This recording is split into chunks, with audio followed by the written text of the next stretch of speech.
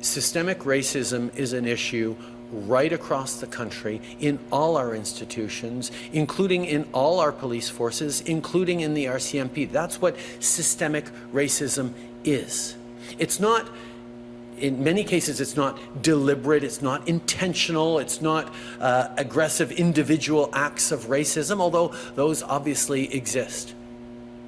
It is recognizing that the systems we have built over the past generations have not always treated people of racialized backgrounds, of Indigenous backgrounds, fairly through the very construction of the systems that exist.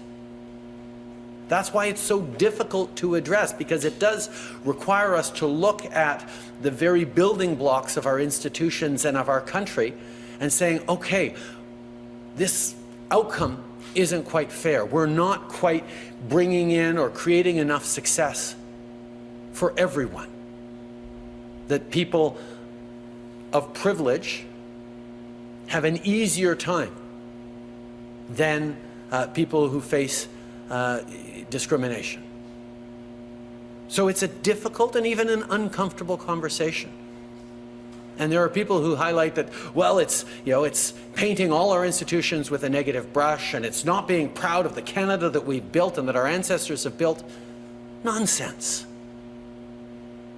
Canadian exceptionalism isn't thinking that we're the best. It's knowing that we could be.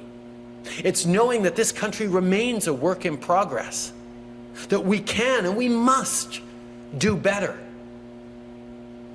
So as much as we admire and support the RCMP, we know we need to do better.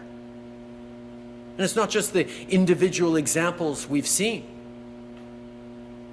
It's the issues faced by Canadians of diverse backgrounds over years, decades, and generations. This is a moment where Canadians are recognizing that there is unfairness built into our system.